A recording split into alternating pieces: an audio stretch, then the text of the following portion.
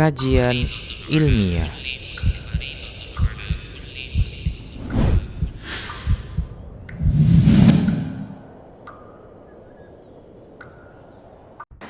Innal hamdalillah nahmaduhu wa nasta'inuhu wa nastaghfiruh wa na'udzu billahi min shururi anfusina wa sayyiati a'malina may yahdihillahu fahuwal muhtad wa may yudlil falan tajida lahu waliyyan mursyida. Asyhadu an la ilaha illallah wahdahu la syarika lah wa asyhadu anna Muhammadan 'abduhu wa rasuluhu alladzi la nabiyya ba'dah. Wa qala Allah subhanahu wa ta'ala ya ayyuhalladzina amanu taqullaha haqqa tuqatih wa la tamutunna illa wa antum muslimun. Ya ayyuhalladzina amanu taqullaha wa qulu qawlan sadida yuslih lakum a'malakum wa yaghfir lakum dhunubakum wa may yuti'illaha wa rasulahu faqad faza fawzan 'azima. Ya ayyuhan nasu taqu rabbakumul ladzi khalaqakum min nafsin wahidah wa khalaqa minha zawjaha wa batha minhuma rijalan katsiran wa nisaa'a wattaqullaha alladzi tasaaluna bihi wal arham innallaha kana 'alaikum raqiba. Amma ba'd. Inna astaqal hadithi kitabullah wa khairal hadi hadi Muhammad sallallahu alaihi wasallam wa syarrul umur muhdatsatuha wa kullu muhdatsatin bid'ah wa kullu bid'atin dhalalah wa kullu dhalalatin finnar. Kaum muslimin dan kaum muslimat rahimani Allah wa iyyakum. Allah Subhanahu wa ta'ala firman, Syahrul Ramadan alladzi unzila fihi al-Qur'an hudal linnas wa bayyinatin minal huda wal furqan. Bulan Ramadan adalah bulan turunnya Al-Qur'an. Hudal linnas sebagai petunjuk bagi manusia, wa bayyinat dan penjelas, minal huda wal furqan dari petunjuk dan furqan, pembeda antara yang hak dan yang batil. Faman syahida minkumus syahra falyasum. Barang siapa di antara kalian yang menyaksikan bulan tersebut, falyasumhu, hendaklah dia melaksanakan puasa tersebut.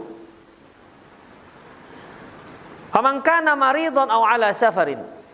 Barang siapa yang sakit atau sedang safar, fa'iddatum min ayyamin ukhar, hendaklah dia ganti di hari yang lain. Yuridullahu bikumul yusra wa la yuridu bikumul usra. Allah menginginkan kebaikan untuk kalian, menginginkan kemudahan untuk kalian. Wa la yuridu bikumul usra, bukan menginginkan kesulitan buat kalian. Dalam ayat ini, ikhwatiddin rahimanallahu wa iyyakum, Allah mewajibkan kepada kaum muslimin, faman syahida minkumus syahra, yang menyaksikan bulan, yang hidup di bulan Ramadan. Yang enggak menyaksikan berarti enggak hidup. Falyasumhu, hendaklah dia melaksanakannya. Yaitu perintah dari Allah Subhanahu wa taala untuk melaksanakan ibadah puasa pada bulan Ramadan. Karena al-amru al-aslu fil amri yaqtadil wujub, pada dasarnya perintah itu hukumnya wajib. Kemudian ikhwatiddin, walau bagaimanapun kewajiban yang Allah wajibkan kepada umat manusia, pada kaum muslimin, namun di sana ada dispensasi. Ada kemudahan-kemudahan. Allah Subhanahu wa taala berfirman, "Faman kana maridun aw 'ala safarin fa'iddatum min ayyamin ukhar." Barang siapa yang sakit atau safar, ganti pada hari yang lain. Jadi kalau ada di antara kalian yang uzur, ya, uzur syar'i tentunya, maka dia boleh mengganti puasa tersebut. Tidak harus berpuasa di bulan Ramadan, tapi dia laksanakan di bulan-bulan yang lain di mana dia sanggup untuk menggantinya. Kemudian Allah Subhanahu wa taala menyatakan satu kaidah dalam Islam. Ini prinsip dasar dalam Islam, yaitu yuridullahu bikumul yusra wa la yuridu bikumul usra.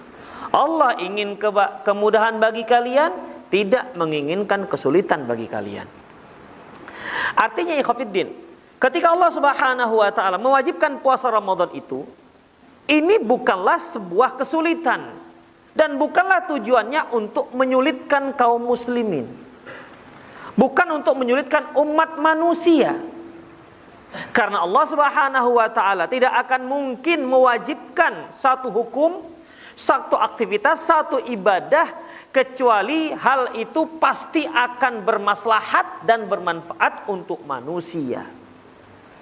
Kalau kita kembali kepada menahan lapar, melaksanakan ibadah puasa, kalau kita tanya kepada ahli medis, pasti bermanfaat. Pasti bermanfaat. Puasa adalah perkara yang sangat bermanfaat untuk manusia, dunia, akhirat. Bukan hanya akhirat, dunia dan akhirat. Dunia, dia bisa merasakan manfaat akan ibadah puasa tersebut. Tetapi kalau dia melakukan man shoma ramadhana imanan wa ihtisaban, ghufira lahu ma taqaddama min dzambi. Barang siapa yang berpuasa karena iman, ihtisaban, hanya mengharap pahala dari Allah, diampuni dosanya yang telah lalu, bermanfaatlah untuk akhiratnya. Tapi kalau hanya sekedar nggak makan, hanya dikarenakan diet dan seterusnya, maka dia nggak dapat apa-apa. Dia dapat manfaat dunia, tapi tak dapat manfaat akhirat. Mengapa? Karena dia melakukannya bukan imanan wahtisaban, bukan dikarenakan keimanan dan bukan dikarenakan mengharapkan pahala dari Allah Subhanahu wa taala. Manfaat ibadah puasa yang sangat luar biasa, ikhwatiddin rahimanallahu wa iyyakum, sampai ada yang mengatakan sumu tasihhu, puasalah kalian niscaya kalian akan sehat. Sehat di dunia tentunya, ikhwatiddin. Adapun untuk akhirat, hadis wala haraj, saya akan ceritakan. Tidak ada mengapa. Banyak hal-hal, banyak keutamaan-keutamaan yang dapat kita raih untuk mendapatkan keutamaan akhirat. Di antaranya Abi Umamah Al-Bahili ketika dia datang kepada Rasulullah SAW, ya Rasulullah, dullani ala amalin yudkhilunil jannah. Ya Rasulullah, tunjukkan aku satu amalan yang dapat memasukkan aku ke dalam surga. Beliau mengatakan, alaika bisyam, puasa. Fa innahu la mitlalah, karena tidak ada yang setara dengan ibadah puasa. Itulah ikhwatiddin, itu manfaat akhirat salah satunya, ya. Salah satunya. Begitupun kewajiban, sampai ibadah puasa ini termasuk salah satu daripada rukun Islam. Bagi siapa yang sengaja nggak berpuasa, berarti dia telah merusak salah satu rukun Islamnya. Begitupun Allah Subhanahu wa taala kasih dispensasi, sebagaimana halnya syariat yang lain, sebagaimana halnya ibadah salat yang juga termasuk rukun Islam. Man kana minkum maridun aw ala safarin fa'iddatum min ayyamin ukhra. Kalau adalah di antara kalian yang sakit, tidak sanggup puasa, ganti pada hari yang lain. Atau kalian safar, sulit berpuasa ketika safar, ganti pada hari yang lain. Allah Subhanahu wa taala menyatakan safar di sini, ikhwatiddin, baik safarnya mudah maupun safarnya sulit. Sama saja. Kalau sekarang safarnya mudah, dari Medan ke Jakarta, itu safar, paling hanya 2 jam sekian menit. Sampailah ke Jakarta. Dari AC, masuk AC, keluar AC. Dingin, mudah. Naik pesawat, nyaman duduknya. Tidur. Tidak menyulitkan dalam melaksanakan ibadah Ramadan. Tapi karena itu masuk dalam kategori safar, boleh nggak puasa? Ya, ini diberi dispensasi oleh Allah Subhanahu wa taala. Yuridullahu bikumul yusra wa la yuridu bikumul usra.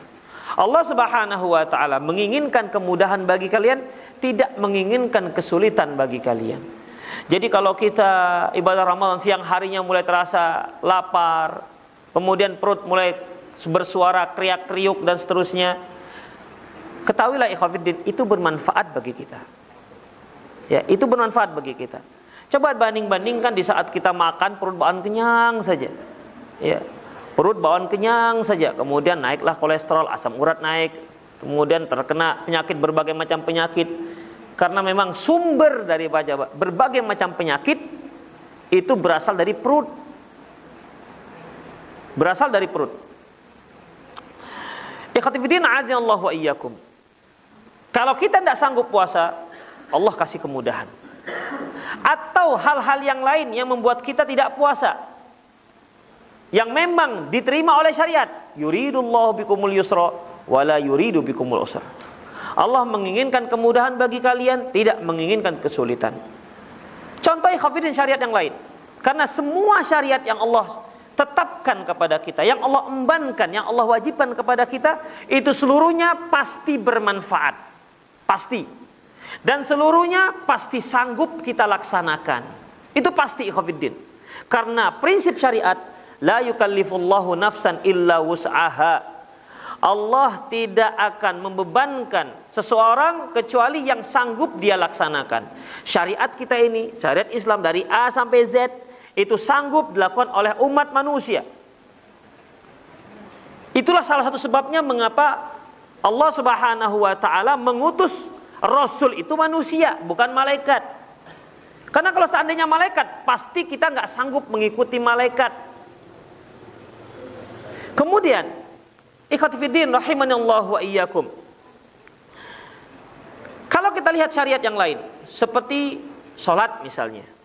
Sholat juga demikian, ikhwati fiddin. Rasulullah SAW mengatakan bahwasanya al-faslu bainana wa bainal kufri tarkus sholah. Pembeda antara kita dan kafir meninggalkan sholat. Faman taraka faqad kafar. Barang siapa yang meninggalkan sholat, bagi dia kafir. Berarti dia kafir. Namun begitu pun Allah Subhanahu wa ta'ala kasih dispensasi. Tapi untuk sholat memang beda. Untuk sholat dispensasinya boleh dapat keringanan dalam pelaksanaan, tapi tidak ada dapat keringanan dalam meninggalkan. Kalau sholat tidak ada keringanan untuk ditinggalkan, tapi kaifiat ada keringanan-keringanan. Rasulullah SAW mengatakan, sholli qa'iman. Salatlah kalian sambil berdiri. Fa illam tastati fa qa'idan. Kalau enggak sanggup ya duduk. Fa illam tastati fa ala jam. Kalau enggak sanggup juga ya tidur miring. Itulah salat, dikasih dispensasi. Yuridullahu bikumul yusra. Allah menginginkan kemudahan bagi kalian, tidak menginginkan kesulitan. Wala yuridu bikumul usra. Demikian hal ikhwatiddin yang lain-lainnya. Wudu misalnya. Kita diwajibkan berwudu pakai air. Tidak boleh pakai yang lain. Barang siapa yang di hadapannya ada air, tidak digunakan untuk wudu, gak sah wudunya, gak sah salatnya kalau dia gak wudu. Tapi begitu pun ikhwatiddin, fa illam tajidu ma'an fatayammamu sha'idan thayyiba. Kalau gak dapat air kalian, silahkan pakai fatayammamu sha'idan thayyiba. Bertayamum dengan sha'id, ya, dengan debu, dengan tanah, mudah, di mana-mana bisa. Makanya Rasulullah SAW mengatakan bahwasanya ju'ilat liyal ardu tahuron, bahwasanya masjidan wa tahuron, dijadikan untukku bumi itu tempat sholat, dan di situ juga ada tempat bersucinya.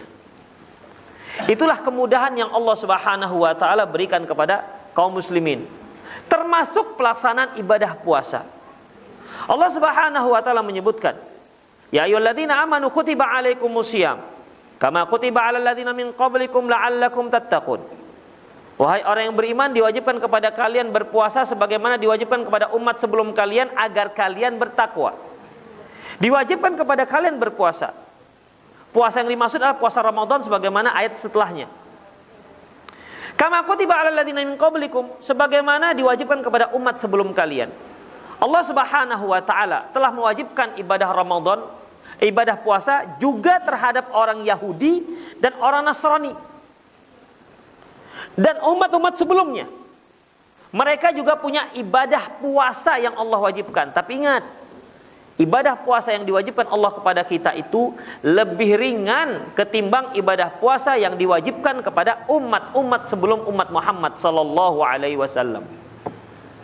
Di antaranya ikhwatiddin keringanannya, Rasulullah SAW mengatakan, al-faslu baina siyamina wa siyami ahli kitab akalatus sahur. Pembeda antara puasa kita dengan puasanya ahli kitab adalah makan sahur. Orang-orang ahli kitab, puasa mereka tak makan sahur. Bagaimana ukuran mereka? Pokoknya kalau mereka sudah tidur, bangun, tidak boleh lagi makan. Kalau tertidur pada waktu maghrib misalnya, terbangun, tidak ada lagi makan. Semenjak bangunnya mereka, disitulah mereka mulai berpuasa. Itulah beratnya. Dan itu sempat aturan ini terjadi di awal-awal kewajiban ibadah puasa. Sebagaimana yang terjadi pada seorang sahabat yang bernama Qais bin Sirmah radhiyallahu anhu. Ketika dia datang kepada istrinya, datang ke rumahnya untuk berbuka puasa, dia bertanya, "Wahai istriku, apa ada makanan untuk buka puasa?" Kata istrinya, "Tidak ada." Ya. Kata istrinya, "Tidak ada. Tapi saya akan carikan buka puasa untukmu." Istrinya pun pergi, ya. Istrinya pun pergi mencari buka puasa.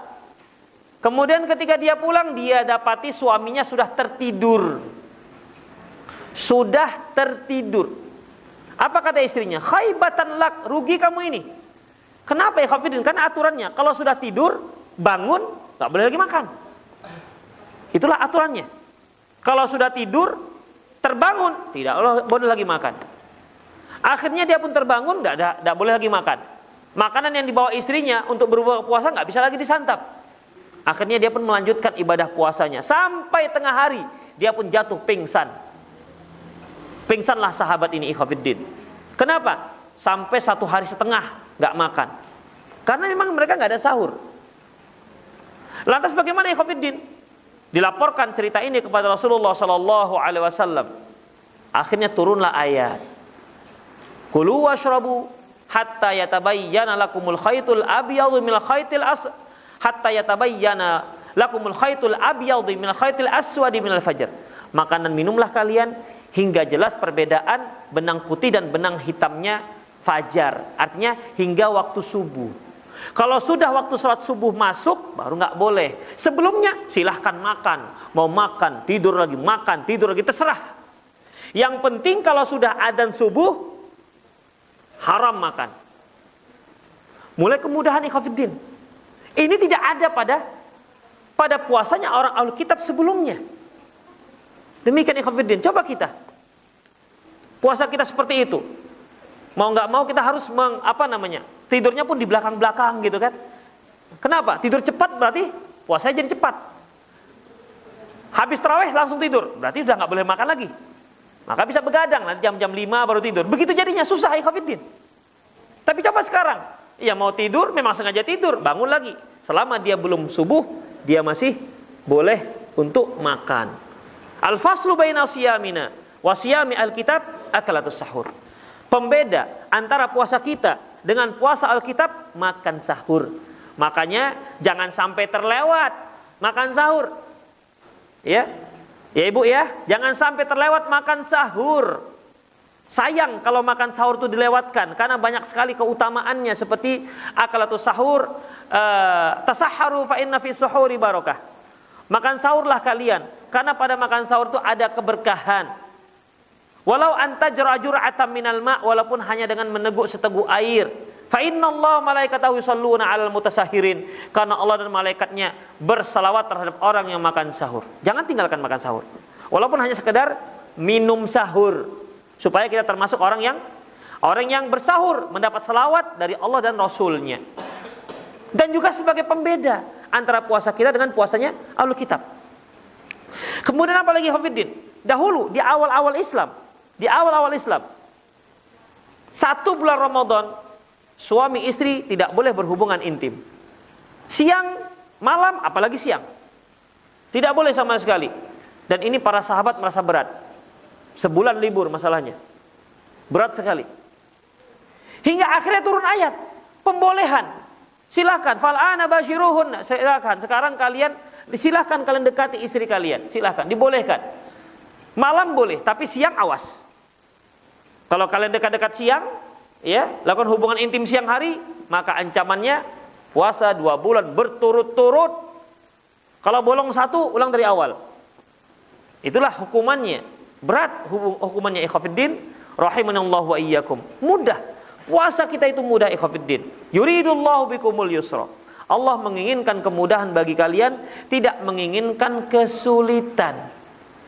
Allah menginginkan kemudahan bagi kalian, tidak menginginkan kesulitan.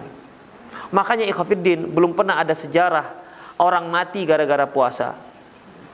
Belum pernah ada sejarahnya. Yang lemas gara-gara puasa banyak. Tapi kalau sampai mati itu tidak ada. Itulah istimewanya ikhwatiddin. Di antara kemudahan ikhwatiddin rahimanallahu wa iyyakum ibadah puasa kita ini, bahkan masih terkait dengan sahur, yaitu semakin lambat sahurnya, semakin besar pahalanya. Jadi mereka yang bersahur jam 3, jam 4 lebih besar pahalanya ketimbang yang 3. Mereka yang bersahur setengah 5 lebih besar pahalanya ketimbang yang jam 4. Semakin lambat sahurnya, semakin besar pahalanya. Kemudian apa lagi Hafiddin? Rasulullah sallallahu alaihi wasallam juga bersabda bahwasanya la yazalu hadzal din zahiran ma ajjalun nas al-fitr. Agama ini akan senantiasa jaya selama umatnya menyegerakan buka puasa. Semakin cepat kita buka puasa, semakin besar pahalanya. Adapun yang sahur semakin lambat, tentunya semakin lambat di sini jangan sampai melewati batas. Ya, jangan semakin lambat jam 8 sahurnya. Batas akhirnya adalah subuh. Semakin lambat ke subuh, itu maka semakin besar pahalanya. Berbuka, semakin cepat berbukanya, semakin besar pahalanya. Padahal semakin lambat sahurnya, semakin cepat berbukanya, berarti kan rentang waktu dia tidak makan dan minum atau puasa itu kan semakin sedikit. Dibandingkan orang yang semakin cepat sahurnya, lambat berbukanya. Berarti kan puasanya semakin panjang waktunya. Tapi ikhwatiddin, yang ini lebih. Yang pertama lebih besar pahalanya ketimbang yang kedua. Kenapa? Yang pertama itu benar-benar dia laksanakan di atas sunnah Rasulullah sallallahu alaihi wasallam. Yuridullahu bikumul yusra wala yuridu bikumul usra. Allah menginginkan kemudahan bagi kalian, tidak menginginkan kesulitan. Kalau ada yang mengatakan, oh saya tadi pagi sahurnya jam 3, sekarang alhamdulillah udah maghrib pun belum lapar, saya mau buka nanti habis tarawih misalnya, ya. Jadi bagaimana ya Hafiddin? Apakah hebat? Enggak hebat dalam Islam. Kenapa? Kelewatan. Sudah melebihi batas yang ditentukan oleh Rasulullah sallallahu alaihi wasallam. Yang pertama tadi itu lebih afdol. Ini merupakan sebuah kaedah dalam Islam. Pertama kaedah, kemudahan. Yuridullahu bikumul yusra wala yuridu bikumul usra. Allah menginginkan kemudahan bagi kalian, tidak menginginkan kesulitan bagi kalian. Kemudian apalagi ikhwatiddin rahimanallahu wa iyyakum. Contoh lain yang merupakan sifat daripada syariat Islam, beda dengan syariat yang lain. Yang seharusnya kita itu bangga, senang, syukur menjadi seorang muslim, bukan orang Yahudi atau bukan orang Nasrani. Karena syariat kita itu mudah-mudah. Pada satu malam, Rasulullah sallallahu alaihi wasallam, pada satu hari Rasulullah SAW masuk ke Masjid Nabawi. Faro'a hablan mamdud baina sariyatain. Beliau masuk masjid, beliau lihat ada seutas tali diikat ujung-ujungnya ke dua tiang. Jadi yang ujung ini diikat di tiang di sini, yang satu lagi diikat di ujung yang satu lagi. Kemudian Rasulullah bertanya, "Ma hadza?" Ini tali apa ini? Kok diikat-ikat? Apa kata para sahabat? Ya Rasulullah, hadza hablu Zainab. Ini adalah talinya Zainab. Idza fatara fi shalah, apabila dia lemas dalam salat, ta'allaqat, dia pun bersender di tali. Jadi talinya itu panjang, diketatkan. Kalau salat di belakangnya. Dililitkan tangannya begini. Jadi kalaupun lemas ada tali yang gantung. Begitu. Jadi berayun di tali. Ta'allaqat. Apa kata sallam? Halluh. Lepaskan di tali. Hendaklah seorang itu sholat dalam keadaan semangatnya. Apabila dia ngantuk, maka tidur dulu. Jadi Hafiddin tidak seperti itu. Jadi kalau kita lemes, ya kita nggak mampu berdiri karena mungkin dikarenakan saking lemesnya mempertahankan ibadah puasanya, nggak bisa berdiri. Kalau berdiri goyang lututnya. Duduk, ya duduk silakan, boleh duduk sholat. Tapi yang benar-benar tidak mampu, bukan karena malas. Tapi ingat, Rasulullah katakan bahwasanya sholat orang sambil duduk itu setengah pahala sholat orang sambil berdiri. Itu Hafiddin. Boleh kalau dia uzur, silakan. Tapi kalau dia pertahankan berdiri, maka sholatnya mendapatkan pahala yang penuh. Itulah Islam, mudah. Jadi tidak harus pakai topang tanah, topang sini supaya tetap bisa beribadah dengan sempurna. Enggak, kalau nggak bisa sudah. Kalau kita ngantuk misalnya, kita ngantuk, tidur. Karena kita nggak tahu kalau orang ngantuk itu kalau dia sholat, dia nggak tahu apakah dia minta istighfar ataukah dia sedang mencaci maki dirinya sendiri. Nggak tahu, namanya juga ngantuk. Maka tidur dulu. Itulah ikhwatiddin, kemudahan Islam. Kaum ibu-ibu disuruh pakai jilbab, apakah kira-kira nggak bisa mereka, nggak sanggup mereka pakai jilbab karena kepanasan? Gimana kira-kira Bu? Sanggup nggak kira-kira? Nggak akan mungkin Allah Subhanahu Wa Taala mensyariatkan sesuatu yang nggak disanggupin manusia, itu nggak mungkin, ya nggak mungkin. Yang ada itu manusianya yang lalai atau malas, itu dia yang ada. Kalau nggak sanggup nggak. Seperti kita sholat, alhamdulillah semua sudah sholat, terbiasa sholat. Tanyakan orang-orang yang nggak sholat, susah katanya sholat. Loh, badannya terkekar, masya Allah gede, kadang-kadang tangannya sepaha kita. Sholat nggak bisa, puasa nggak sanggup. Kenapa? Karena memang malas, memang tidak disanggupin. Itu permasalahannya. Ya, itu permasalahannya. Bukan tidak sanggup, memang tidak disanggupin. Demikian ikhwatiddin, tidak ada syariat yang nggak sanggup, nggak disanggupi oleh umat manusia. Wa ma ja'ala 'alaikum fid dini min haraj. Allah tidak menjadikan agama ini untuk menyulitkan kalian, tidak, tapi untuk kemaslahatan kalian. Semua aturan-aturan syariat yang Allah Subhanahu wa taala tetapkan itu untuk maslahat manusia. Sama seperti kita di kantor, kita buat peraturan pegawai masuk jam sekian, pulang jam sekian, begini, ya, dibuat satu peraturan, 1, 2, 3, terusnya. Itu untuk apa? Ketertiban, untuk maslahat. Ya, coba dibiarkan, terserah para pegawai, terserah mau datang jam berapa, mau pulang jam berapa. Bangkrut nih perusahaan, bangkrut ini instansi. Kenapa? Nggak ada aturan. Dibuat peraturan supaya bermaslahat. Itulah ikhwatiddin.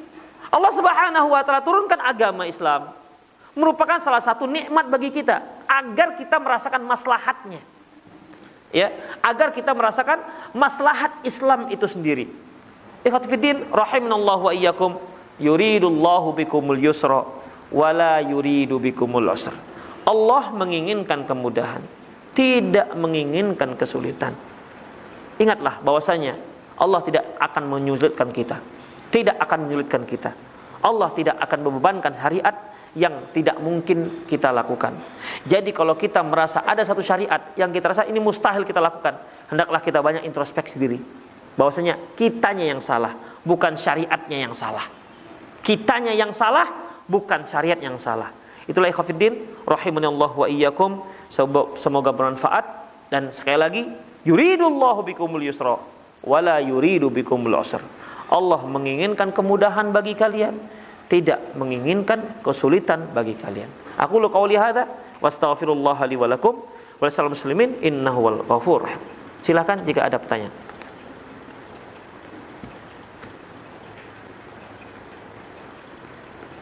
Ada?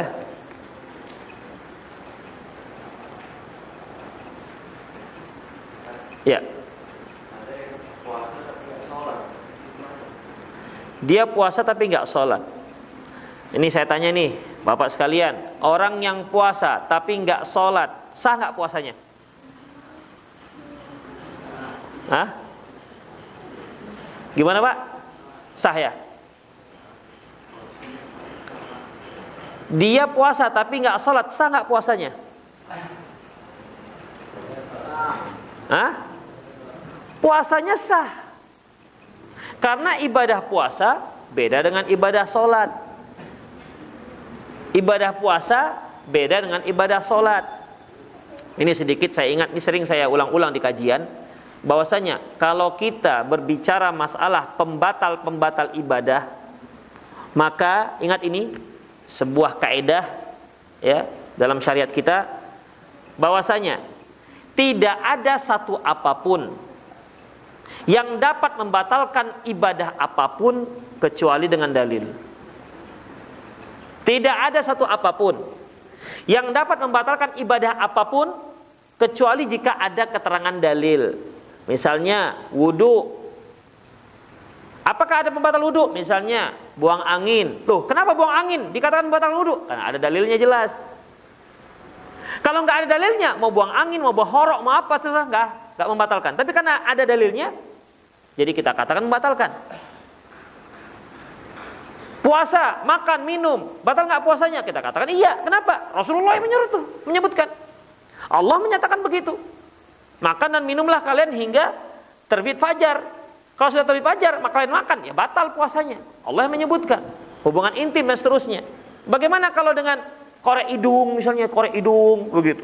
Atau korek telinga. Gimana? Pakai tongkat yang ada ujungnya itu ada lempengannya, sambil merem-merem begitu. Apakah batalkan? Bagi yang mengatakan batal wajib mendatangkan dalil.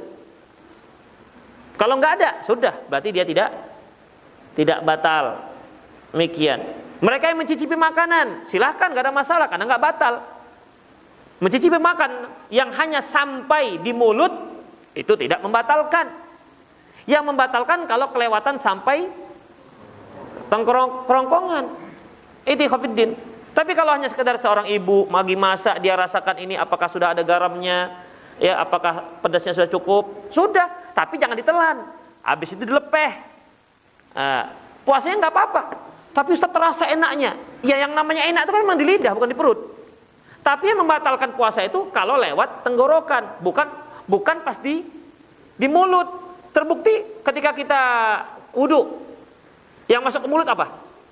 Air kumur-kumur, ya kan? Kan nggak batal. Coba airnya itu ditelan, lagi kumur-kumur telan, batal nggak? Batal. Ya, ketika kumur-kumur nggak batal, kenapa? Karena sampai kerongkongan. Karena nggak sampai kerongkongan. Makanya kata Ibnu Abbas, la ba'sa ayyaduka khalla ma lam yablugh al-halaq. Tidak mengapa mencicipi cuka selama dia tidak lewat ke tengkerongkongan. Jadi kalau bapak lagi masak rendang mau dekat hari raya kan, ini udah empuk enggak ini apanya? Dagingnya dikunyah. Lagi puasa nih. Kunyah. Oh, udah empuk begitu. Batal enggak? Ya enggak. Tapi ingat, jangan ditelan. Ingat, jangan ditelan. Memang dia sih tinggal satu tahap lagi. Proses pemakan itu tinggal satu tahap lagi. Dibuang, dikumur-kumur, yang lengket-lengket itu dikeluar semua. Itu ikhwatiddin, tidak batal. Ya, tapi ingat, jangan ditelan.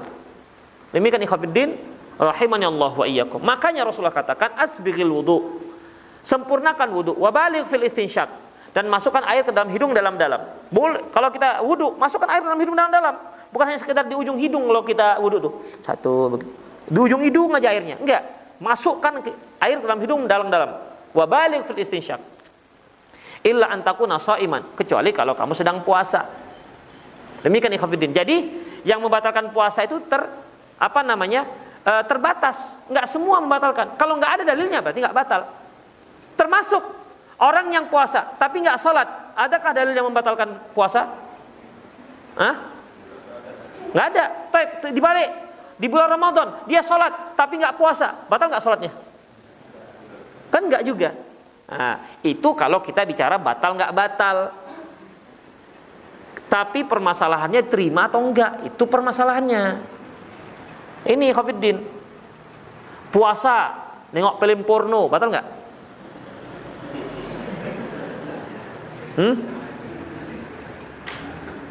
Gimana Pak?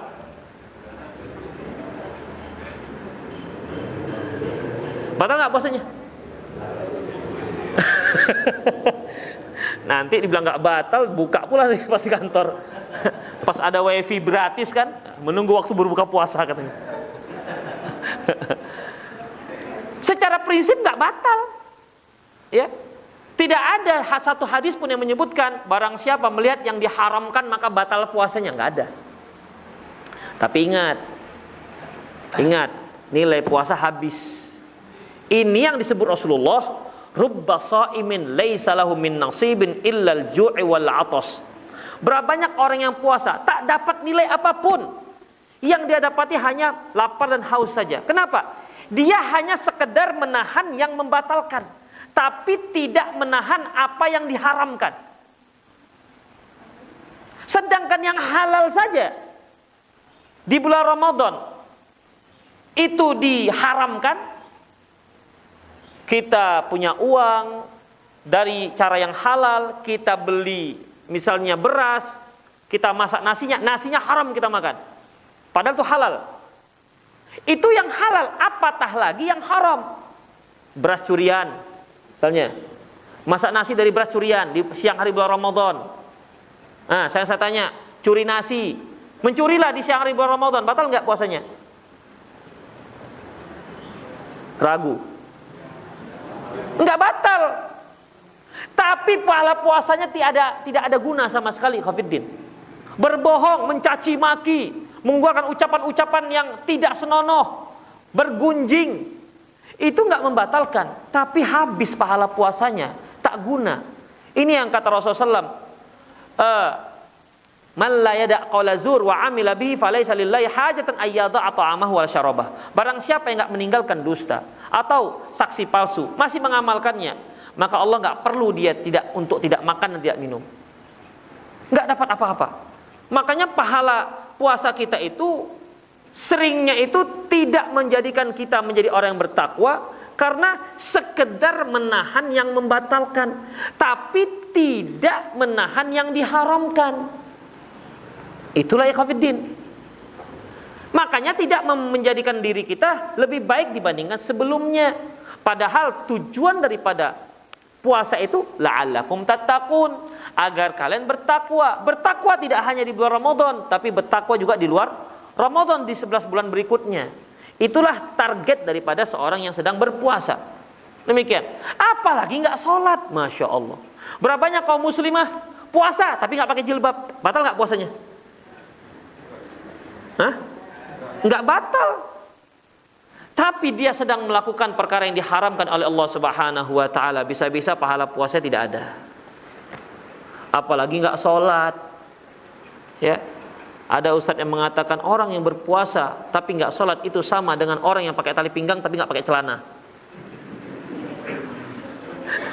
Di mana lengket tali pinggang cuma di pinggul aja, nggak ada celananya. Jadi Khafiddin canggung. Tidak ada dosa yang besar melebihi dosa nggak sholat. Seorang wanita tak pakai jilbab, nggak ada yang mengatakan kafir. Tapi kalau orang nggak sholat, itu ada para ulama yang mengatakan kafir. Kadang-kadang kan ada yang mengatakan percuma aja dia sholat nggak pakai jilbab, begitu kan? Percuma aja dia sholat nggak pakai jilbab. Sholatnya nggak percuma, pakai jilbab yang berdosa, begitu. Percuma aja dia sholat tapi suka menyakiti orang. Mendingan saya nggak sholat tapi saya nggak pernah menyakiti hati orang. Karena seperti itu kan? Nggak percuma, sholat itu nggak percuma. Ya, nggak ada yang percuma dalam sholat, ikhwatiddin. Kalau dia nggak menyakiti hati orang, ini nggak sholat. Antara nggak sholat dengan masalah menyakiti hati orang, ini lebih besar dosa nggak sholat. Jadi nggak ada yang percuma, ikhwatiddin. Sholatnya bagus, tapi hendaklah dia berusaha untuk menahan lisannya. Sholatnya bagus, tapi hendaklah dia menutup auratnya. Demikian ikhwatiddin. Jadi jangan sampai puasa kita itu ya tak ada nilai sama sekali. Kita jaga dari perkara-perkara yang diharamkan oleh Allah Subhanahu wa taala, walaupun tidak membatalkan puasa. Demikian. Yang suka colak-colek kawan sekantornya yang perempuan udah puasa gitu. Nanti bulan Syawal begitu. Ya enggak, tetap enggak boleh. Tetap enggak boleh. Demikian ikhwatiddin rahimanallah wa iyyakum. Ada lagi? Jadi salat dia enggak membatalkan puasa, nggak ada hubungan dengan puasa. Sebagaimana puasa nggak ada hubungan dengan sholat nggak ada hubungan dengan puasa. Tapi memang berpengaruh terhadap diterima dan tidaknya ibadah puasanya. Ya, ada lagi? Kalau bercumbu dengan istri tapi tidak melakukan jima, hukumnya bagaimana? Nah, bercumbu dengan istri tapi tidak melakukan hubungan intim. Dari Aisyah radhiyallahu anha, kana Rasulullah sallallahu alaihi wasallam yuqabbilu wa huwa shaim. Beliau mencium istrinya dan beliau sedang puasa. Wa yubashiru wa huwa shaim. Beliau juga mencumbu istrinya dan beliau sedang berpuasa. Baik. Mencium istri ini kan halal. Ya. Mencium istri sendiri.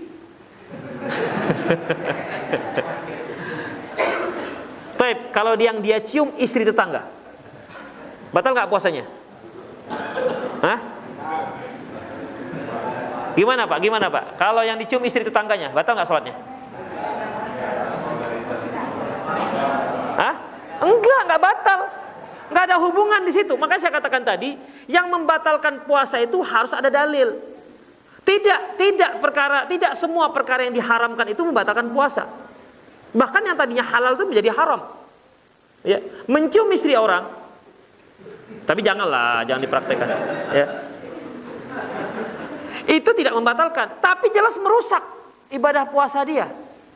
Nah, kalau mencium istri sendiri boleh. Karena Rasulullah yuqabbil wa huwa shaim. Beliau itu mencium istrinya. Karena kalau Aisyah ini memang paling sering meriwayatkan hadis-hadis yang terkait dengan muamalah seorang suami dengan istrinya. Wa yubashiru wa huwa shaim. Beliau juga mencumbu istrinya dan dia juga berpuasa. Walakinnahu amlakukum liirbih. Tapi beliau adalah orang yang paling mampu untuk mengendalikan dirinya. Itu ikhwatiddin. Jadi bercumbu gak ada masalah, mencium gak ada masalah, tapi jangan sampai terjerumus pada episode berikutnya. Episode berikutnya ini yang diharamkan, sangat diharamkan. Ada seorang ketika Rasulullah SAW bersama para sahabat sedang duduk-duduk, datang seorang pemuda, "Ya Rasulullah, uqabbilu wa ana shaim." Rasulullah, bolehkah saya mencium istri saya sementara saya sedang puasa? Kata beliau, "La, enggak boleh." Kemudian datang seorang kakek-kakek, wajah asy-syekh wa qala uqabbilu wa ana shaim. Rasulullah, bolehkah aku mencium istriku? Aku sedang puasa. Naam, boleh. Fa nadhara ba'duna ala ba'd. Maka kami pun saling lihat-lihat. Tadi enggak, ini boleh, ini gimana ceritanya? Kemudian Rasulullah menjawab, "Inna syekh yamliku irbahu, yamliku nafsahu."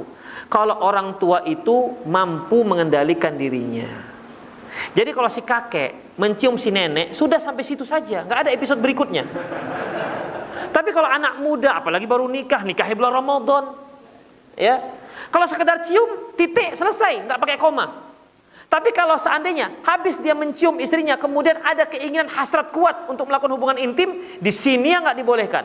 Makanya balil insanu ala nafsihi basirah. Seorang itu lebih mengetahui terhadap dirinya sendiri. Kalau dia tahu, kalau dia cium istrinya, nanti nggak bisa tertahan syahwatnya, maka jangan dia cium. Tapi kalau dia tahu, kalaupun dia cium, biasa-biasa saja, nggak ada pengaruh. Udah, nggak ada pengaruh. Seperti dia cium tiang listrik aja misalnya. Nggak ada pengaruh apa-apa, silahkan, nggak ada masalah. Jadi masalah cium, kemudian bercumbu dengan istri, nggak ada masalah, tidak membatalkan dan tidak mengurangi pahala puasa, kecuali jika mereka yang tidak mampu mengendalikan. Jadi kita masing-masing tahulah. Jadi khofiddin, kalaupun ada seorang pemuda misalnya, dia memang seorang pemuda yang nafsunya seperti kakek-kakek, boleh dia. Adapun kakek-kakek, kalau yang dia cerdas, ya, dia masih semangat, dia seperti anak muda, juga nggak dibolehkan. Jadi di situ bukan kakek-kakek dan anak mudanya, tapi kemampuan untuk mengendalikan diri. Jadi sebenarnya yang tidak dibolehkan itu hubungan intimnya, bukan cumbunya dan bukan menciumnya. Tapi kalau terbuka pintu ini, kita tahu kita nggak mampu, maka haram hukumnya mencium. Kenapa? Karena dia akan membuka pintu berikutnya. Demikian juga kalau dia tahu bahwasanya dia mencumbu istrinya, akan masuk pada perkara yang berikutnya, maka haram dia mencumbu istrinya. Mungkin melakukan hubungan intim atau mungkin keluar air yang diharamkan, yang nggak dibolehkan, yang dapat membatalkan puasanya, maka nggak boleh. Demikian ikhwatiddin. Jadi itu rinciannya mengenai bercumbu. Ada lagi? Ya.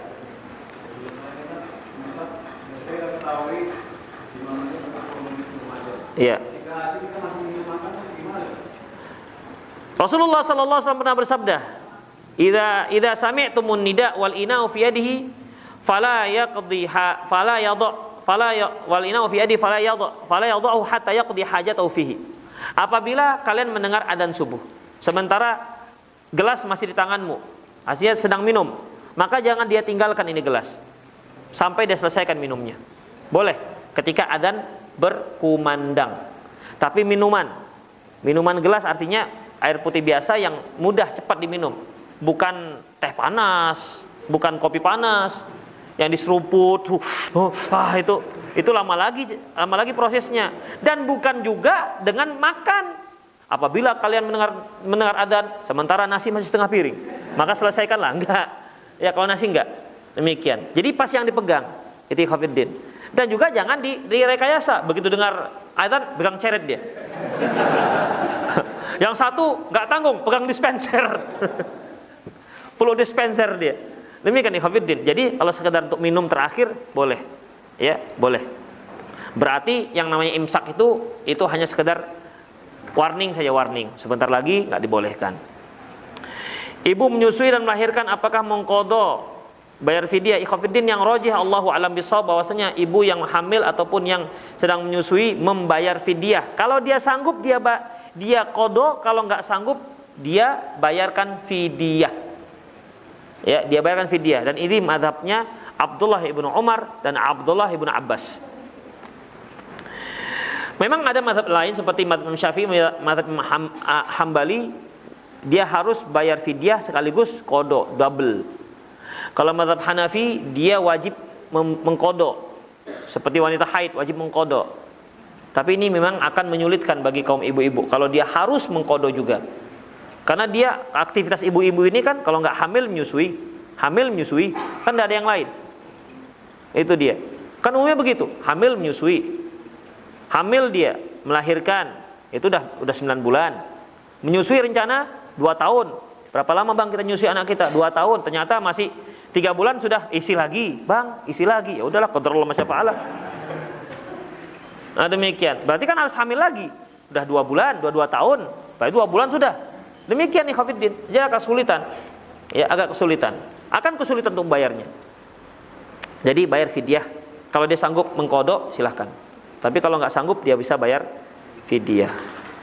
Apakah mandi sore hari mengurangi pahala puasa? Ikhwatiddin, mau mandi sore, pagi, siang, malam, ya berenang dia atau berendam di bak, tinggal kepalanya begitu muncul seperti tapir, begitu, ya nggak ada. Tidak mengurangi pahala puasa. Silakan mandi sebanyak-banyaknya. Silahkan, sering-sering silahkan. Namanya dia sedang mempertahankan ibadahnya. Ya seperti kita dulu anak-anak ya kan, baru-baru belajar puasa. Kan rasanya lapar, bawaannya mandi aja. Ada yang apa namanya sambil mandi minum air dia, kan nggak ketahuan. Itu ikhwatiddin, nggak apa-apa mandi silahkan. Tapi ingat, jangan sampai gara-gara mandi terus berendam terus dibak, akhirnya dia nggak kerja.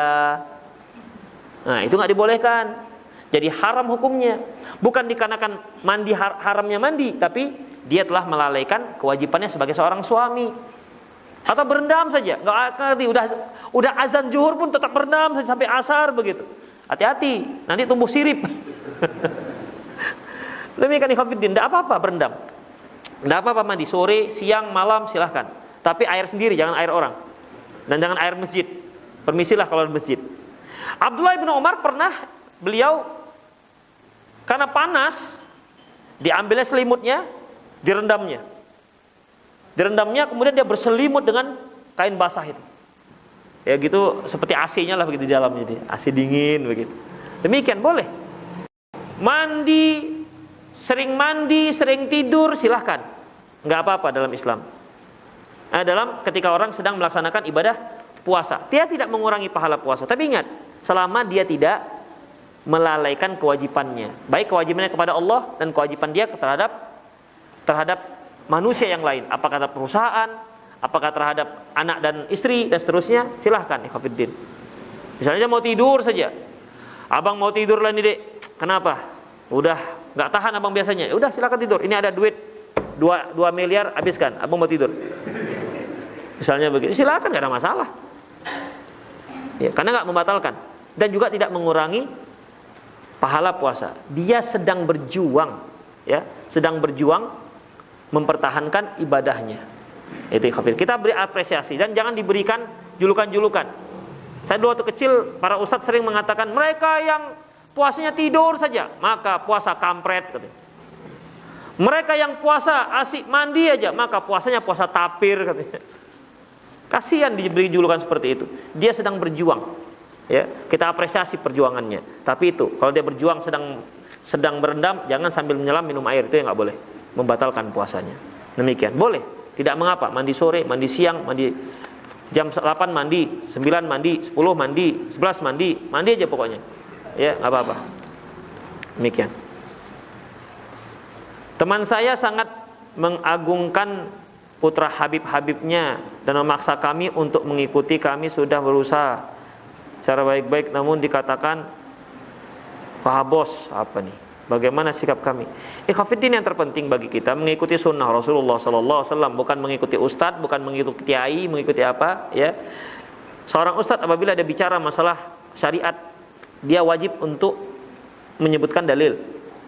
Ketika kita mengatakan bahwa enggak apa-apa, ketika adzan minum, harus ada dalil. Karena adzan itu sudah masuk waktu. Enggak boleh adzan kalau enggak masuk waktu. Tapi karena ada dalil, ya kita katakan boleh. Dan enggak boleh dikiaskan ke yang lain-lain. Jadi semua itu harus ada dalilnya. Kalau enggak ada dalilnya, kita bicara tentang Islam. Seorang bicara tentang Islam itu dia sebagai juru bicara Allah Subhanahu wa taala. Kalau dia enggak pakai dalil, maka Allah menyatakan wala taqfu ma laisa laka bihi ilm. Jangan kau mengucapkan yang engkau enggak punya ilmu di situ. Inna sam'a wal basara wal fuada kullu ulaika kana anhu mas'ula. Sungguhnya pendengaran, lisan, pendengaran dan mata, penglihatan itu nanti akan ditanya oleh Allah Subhanahu wa taala. Ya, jadi yang terpenting adalah dalilnya, bukan siapa yang ngomongnya. Demikian. Oh Habib, walaupun dia Habib, taruhlah keturunan Rasul. Jadi kalau dia keturunan Rasulullah, kalau dia bicara tentang agama tak pakai dalil dah boleh? Kan enggak juga. Demikian ikhwatiddin, rahimanallah wa iyyakum. Habis. Tunggu dulu. Ini jam berapa, Pak? Masuknya? Jam 3.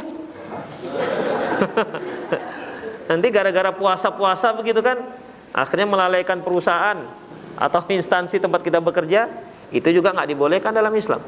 Karena banyak ikhwatiddin, kalau udah jam segini, itu bergelimpangan manusia-manusia di musola.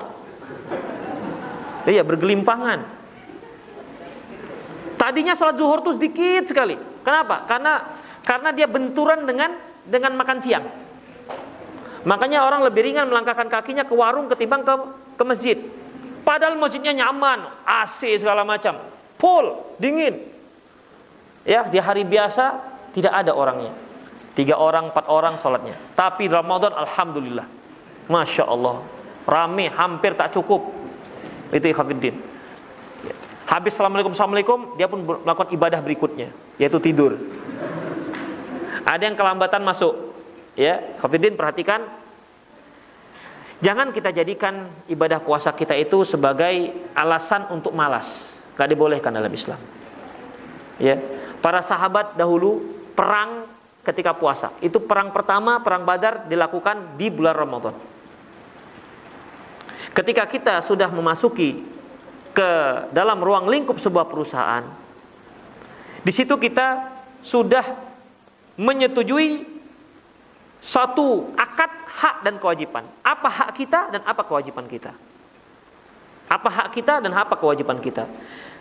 Jangan sampai kita jadikan puasa kita menjadi alasan untuk melalaikan kewajiban. Kecuali jika ada dispensasi di perusahaan tersebut atau di instansi tersebut. Maksud jam berapa, Pak, kalau Ramadan? Jam 10? Hah? Jam 8. Kalau enggak Ramadan? Oh, sama. Oh, di sebagian instansi itu diberi dispensasi, boleh jam 9 masuknya. Oh, pulang dipercepat. Jadi jangan sampai lambat 2 kali ya. Iya, pulang dipercepat. Berarti kan itu dispensasi dari perusahaan. Selebihnya enggak boleh. Sesuai dengan apa akad kita dengan perusahaan. Sebagaimana kita tidak ingin hak kita dikurangi, demikian juga perusahaan juga punya hak terhadap diri kita. Maka jangan dikurangi juga haknya. Kalau memang sudah kita setujui. Al muslimu ala syurutihim, seorang muslim itu sesuai dengan syarat yang telah dia sepakati dengan orang lain. Itu ikhwatiddin, rahimanallah wa iyyakum. Ada lagi? Mandi junub. Apakah boleh dilakukan setelah azan subuh? Boleh dia lakukan setelah azan subuh. Dari Ummu Salamah, kana Rasulullah yudrikuhul fajar wa huwa junubun min ahli. Rasulullah sallallahu alaihi wasallam ketika masuk waktu fajar, maksudnya sudah masuk subuh, beliau ternyata sedang junub, belum sempat mandi. Ya, karena tadi malam beliau melakukan hubungan intim dengan istrinya. Summa yaghtasilu wa yutimmu shaumahu. Kemudian beliau mandi dan menyempurnakan puasanya. Jadi tidak membatalkan. Kalau yang mandi junubnya saja. Tapi kalau dengan sebelumnya, itu nggak boleh. Itu haram hukumnya, haram berat. Demikian. Misalnya malam-malam dia lakukan hubungan intim. Udah, ngantuk terbangun, sereni sudah. Tinggal 10 menit. Udahlah, buru-buru makan. Begitu makan habis, adzan. Sementara belum mandi. Bagaimana? Udah mandi setelah adzan. Itu ikhwatiddin. Boleh. Dan itu tidak mengurangi pahala puasa. Lagi? Ya. Kalau kita tidur siang gitu, bermimpi basah itu, Ya. Kalau dia mimpi basahnya karena ompol, nggak batal. Iya kan dia mimpi sedang di toilet, kok anget, nggak batal. Tapi kalau mimpinya karena yang lain, karena hubungan intim misalnya, juga nggak batal. Ya, juga nggak batal. Tapi kalau dia dimain-mainkannya, kur, keluar akhirnya, batal, nggak dibolehkan. Ya, itu diharamkan dalam Islam ketika dia sedang berpuasa. Tapi kalau yang mimpi itu kan nggak sengaja. Ya ini biasanya yang belum nikah lah, begitu kan? Ya mimpilah dia, basahlah dia, tak apalah. Ya waktu kita dulu waktu masih muda-muda Pak ya, kan begitu. Demikian, nggak membatalkan. Sekarang begini. Tadi kita katakan bahwasanya melihat sesuatu yang diharamkan nggak membatalkan puasa, ya kan? Dia lihat yang diharamkan, akhirnya keluar spermanya, batal nggak? Hah? Ya jelas batal ya Allah. Gak usah mikir lagi. Itu jelas disengaja. Ikhwatiddin. Ya. Nah, sama seperti begini ikhwatiddin. Seorang yang safar itu kan boleh nggak puasa? Ya, safar boleh tidak puasa. Seorang suami istri pengantin baru. Dia nikahnya 30 Sya'ban, besok udah puasa. Atau nikahnya di Ramadan. Karena namanya pengantin baru itu kan memang lagi panas-panasnya itu. Ya, panas-panasnya. Udah nggak tahan ini, Bang. Kata istrinya, "Abang juga begitu, Dek." Gimana caranya? Udah, kita safar, kita beli tiket ke Jakarta, kan boleh nggak puasa tuh. Kita beli tiket ke Jakarta, di sana kita sewa hotel, wek selesai, udah kita pulang. Kita beli tiket tuwe, pergi dan pulang, begitu, aman. Boleh nggak seperti ini? Nggak boleh. Kenapa? Dia disengaja. Dia safarnya itu gara-gara ini. Ya, safarnya itu gara-gara ini. Dia harus kafaroh 2 bulan berturut-turut. Tapi kalau dia dengan istrinya pergi ke Jakarta berkunjung, memang nggak boleh. Tadinya sih inginnya orang safar tuh boleh berpuasa. Dia boleh pilih mau puasa mau enggak. Ya, dia berkunjung, kemudian di siang harinya dia sedang puasa, kemudian ya namanya aktivitas suami istri ya. Ya dia nggak tahu, mungkin seperti orang lapar makan, haus minum, kan begitu. Di siang harinya, Dek, sepertinya kepingin ini, Dek. Ayo Bang, sama dah gitu. Udah, batalkan puasanya. Kenapa? Boleh. Karena dari awal dia memang safar. Dia boleh pilih. Tapi kalau yang pertama tadi itu rekayasa, nggak dibolehkan. Demikian. Ya. Jadi itu tidak dibolehkan yang rekayasa seperti itu. Ibu-ibu ada pertanyaan? Sampai jam 2 tinggal 5 menit, 6 menit.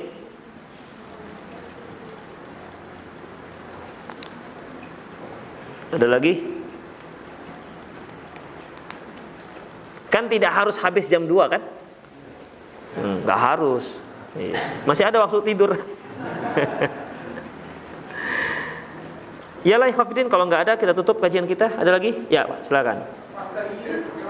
Pasta gigi sama prinsipnya macam tadi. Kalau dia ambil pasta gigi, dia telan, itu batal. Tapi kalau dia tidak telan, nggak batal. Ya, diambilnya pasta gigi, taruhnya, telannya, itu jelas batal. Sama prinsipnya, selama dia masih di mulut, ya, selama dia masih di mulut, itu tidak membatalkan. Tapi Ustadz kan segarnya sampai di sini, begitu kan? Ya nggak masalah kalau sekitar segarnya saja, nggak ada masalah. Sama seperti ketika kita kadang-kadang mata kita sakit pakai tetes mata, pahitnya itu sampai ke tenggorokan. Padahal nggak ada saluran dari mata ke tenggorokan, nggak ada. Tapi rasanya itu ada, ya pahit begitu di sini. Apakah membatalkan? Tidak. Tapi kalau tetesnya tetes hidung, terasa sini batal. Demikian. Jadi Pak, nggak apa-apa pakai pasta gigi. Memang ada pendapat yang mengatakan makruh menggosok gigi di siang hari Ramadan. Mengapa demikian? Karena dia menghilangkan bau mulut. Sementara Rasulullah sallallahu alaihi wasallam mengatakan la khalufu fammi sha'imin atyabu indallahi min rihil misk. Sungguh bau mulut orang yang sedang berpuasa itu lebih wangi di sisi Allah ketimbang bau aroma kasturi. Jadi kalau dia gosok gigi, dia menghilangkan bau mulut, hilanglah bau aroma kasturinya. Maka dikatakan makruh. Ikhwatiddin, memang ya menghilangkan bau mulut, tapi khaluf itu bukan bau mulut dikarenakan mulut kotor. Tapi bau mulut dikarenakan lambung itu kosong, ya, keluarlah gasnya, itu dikatakan bau mulutnya. Bukan bau mulut nggak dibersihkan. Nanti kalau semakin bau mulutnya semakin afdal di sisi Allah, itu kan repot jadinya. Ya ndak usah gosok gigi selama sebulan. Kemudian sahurnya pakai jengkol, bukanya pakai pete. Udah, nggak usah digosok-gosok, biarkan dia. Begitu kan, tebal 2,5 cm tai giginya. Begitu, amin, satu masjid ketahuan. Apakah itu dikatakan khaluf? Bukan, ikhwatiddin. Bukan itu. Itu apa namanya? Itu mulut yang kotor, bukan dikarenakan puasa. Demikian. Makanya Rasulullah katakan laula an asyqa ala ummati la amartuhum bisiwaki inda kulli wudu. Seandainya tidak menyulitkan umatku, akan aku perintahkan mereka untuk bersiwak, menggosok gigi setiap kali berwudu, baik sedang puasa maupun ketika tidak berpuasa. Umum dia sifatnya. Jadi boleh kita gosok gigi. Gosok gigi siang, malam, sore, silakan. Tidak apa-apa. Terutama pada waktu-waktu yang disunahkan seperti mau sholat dan mau berwudu. Itu ikhwatiddin. Jadi tidak mengapa, tidak mengurangi pahala puasa dan tidak juga apalagi sampai membatalkan. Kalau kita katakan sebab dimakruhkan karena mengurangi bau mulut, berarti semua kerjaan, semua hal yang dapat mengurangi bau mulut berarti harus makruh. Kan begitu jadinya. Taib, berkumur-kumur ketika mau wudu bisa nggak mengurangi bau mulut? Bisa, tapi ternyata tidak ada seorang pun mengatakan berkumur-kumur itu makruh. Tidak ada. Ya, ini tandanya bahwasanya boleh menggosok gigi. Demikian. Allahu a'lam bissawab. Itulah ikhwatiddin rahimanallahu iyyakum kajian kita, semoga bermanfaat ya, dan lebih kurang mohon maaf. Aku lu qauli hadza wastaghfirullah li wa lakum wa lisal muslimin innahu wal ghafurur rahim. Kita akhir dengan subhanakallahumma rabbana wa bihamdik asyhadu an la ilaha illa anta astaghfiruka wa atubu ilaik wa akhiru da'wana alhamdulillahirabbil alamin. Assalamualaikum warahmatullahi wabarakatuh.